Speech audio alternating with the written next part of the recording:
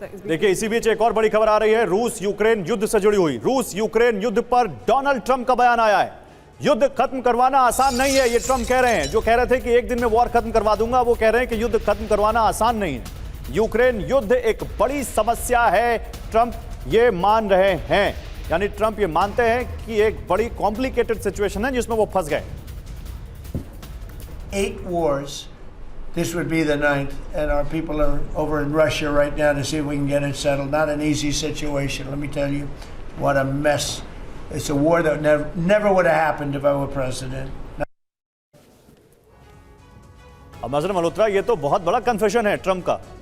कहां कह रहे थे एक दिन में वॉर बंद करवा दूंगा, मतलब उनको पुतिन ने दिखा दिया कि ये कोई थर्ड वर्ल्ड कंट्री नहीं है। नहीं, एक दिन में वॉर तो इलेक्शन रिटॉरिक था या जो भी है, जो उनका पर्सनालिटी से मैच करता है।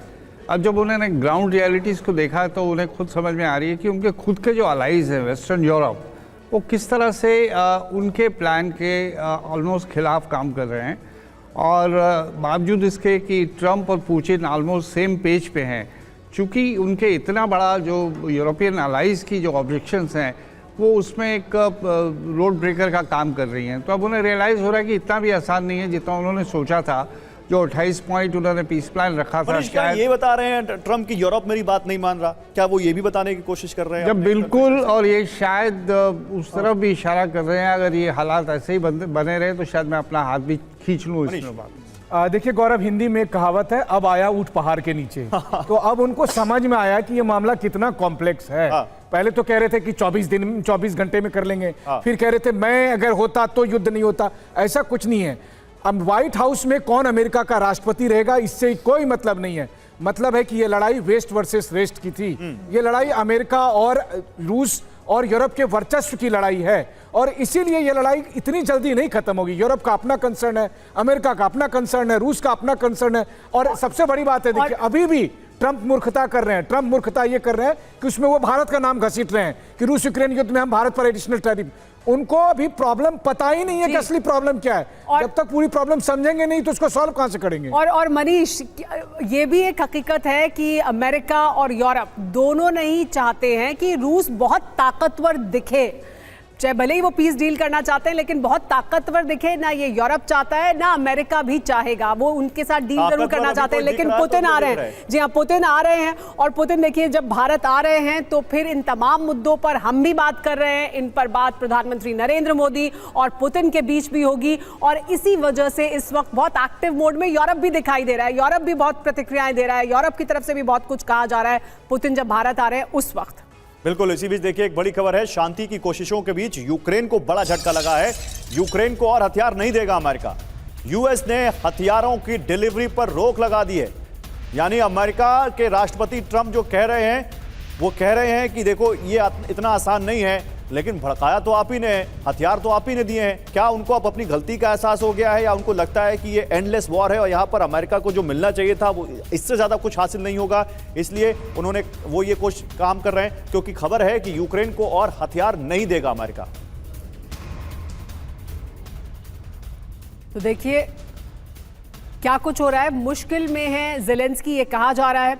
क्यों कहा जा रहा है? क्योंकि देखिए मुश्किल में ज़ेलेंस्की इस वजह से क्योंकि अमेरिका से हथियार सप्लाई बंद होने की बात हो रही है। क्या हो सकता है? यूक्रेन को दी जाने वाली सैन्य सहायता पर रोक की बात हो रही है। यूक्रेन को नए हथियार नहीं देगा अमेरिका, और ये ज़ेलेंस्की के लिए एक बहुत बड़ी मुश्किल, बहुत बड़ी मुसीबत हो सकती है। और ट्रंप अब इसको भी एक कार्ड के तौर पर इस्तेमाल कर रहे हैं। तो देखिए कि ज़ेलेंस्की, आप मेरी बात नहीं मान रहे, यूरोप मेरी बात नहीं मान रहा है, तो मैं अपने हाथ पीछे खींच सकता हूं। दरअसल ये वो कहने की कोशिश कर रहे हैं। इसी पर अगर गौरव आप कुछ कहना चाहते हैं? नए हथियार के लिए दी जा रही फंडिंग पर भी रोक लगा दी उन्होंने, और अन्य सहायता पर भी रोक लगाने पर विचार कर रहे हैं। ट्रंप के आदेश के बाद हथियार सप्लाई पर ब्रेक लग जाएगा। इसके मायने क्या है? युद्ध में और कमजोर होगा यूक्रेन। पीस प्लान पर मानने के लिए दबाव उस पर और बढ़ जाएगा। जी हाँ, कुलकर्णी साहब, ये जो कहा जा रहा है, क्या ट्रंप इसे कार्ड के तौर पर इस्तेमाल करें? क्योंकि ऐसा लगता नहीं है कि वाकई वो हथियार रोक देंगे पूरी तरह से, लेकिन वो ये कह जरूर रहे हैं कि देखिए मैं ये कर सकता हूं। देखिएगा सुमेरा जी, हमेशा ट्रंप शुरुआत से कहते आए हैं कि ये लड़ाई बाइडेन ने शुरू की है, और ये बाइडेन और उनका लड़का हंटर 2001 से इसमें लगे हुए हैं। आज की तारीख में नेटो के 35 65% इक्विपमेंट और पैसा कौन दे रहा है? ये नेटो दे रहा है और अमेरिका दे रहा है नेटो को। यूरोपियन यूनियन में कितने देश है? 27 देश है, और वही यूरोपियन यूनियन और यूरोप में 44 देश है। तो ये सब अलग अलग है। यूरोप, ये जो 3-4 देश लड़ने की कोशिश कर रहे हैं, ये लड़ने की काबिलियत नहीं रखते। अगर होते तो बहुत पहले 2014 में ही करते। 2014 में ये डॉनबास और लुहांस्क की मतलब लड़ाई बादल शुरू गरज होती रहे हैं लेकिन बरसेंगे नहीं, आप ये कह रहे हैं। चलिए इसी बीच एक और बड़ी खबर है, यूक्रेन को ट्रंप प्रशासन का बड़ा झटका। यूक्रेन से दूरी बना सकता है अमेरिका।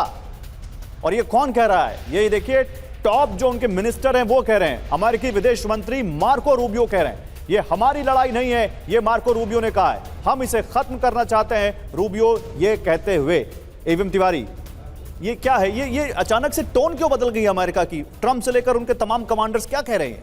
देखिए, अमेरिका ने पहले कहा कि हम इक्विपमेंट नहीं सप्लाई करें, यूरोप ने कहा कि पैसा हम देंगे और इक्विपमेंट सप्लाई कंटिन्यू हो। तो यूरोप इस पोजीशन में नहीं है कि यूक्रेन का इक्विपमेंट सप्लाई पूरा कर सके।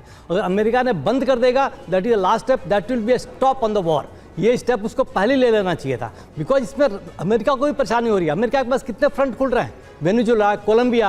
आप अगर यहाँ यूक्रेन में चालू रखेंगे तो वहाँ पर क्या गारंटी नहीं है कि दूसरे कंट्री इन्फ्लुएंस नहीं होगी। और सर, जब वो ये कहते हैं कि ये हमारा युद्ध नहीं है, ये बाइडेन का है और वेनेजुएला वाला हमारा होगा, तो हम उस पर केंद्रित करेंगे ध्यान, इस पर नहीं। मैडम बिल्कुल सही है। यूक्रेन खाली, नाटो खाली अमेरिका के बल पर कूद रहा था। नाटो के पास अपने इक्विपमेंट्स हैं, लेकिन इतने इक्विपमेंट्स नहीं है कि वो यूक्रेन को सप्लाई कर सके। अमेरिका के ऊपर निर्भर था, अमेरिका को फंड कर रहा था। अमेरिका अगर ये ब्लॉक लगाएगा तो वॉर निश्चित रूप से जल्दी ही खत्म होगा। जी हाँ, इस पर देखिए हम ये भी बता दें कि दरअसल एक तरफ ये कहा जा रहा है कि ज़ेलेंस्की और यूक्रेन को हम हथियार देना बंद कर देंगे या रोक देंगे या आगे और नए हथियार नहीं देंगे।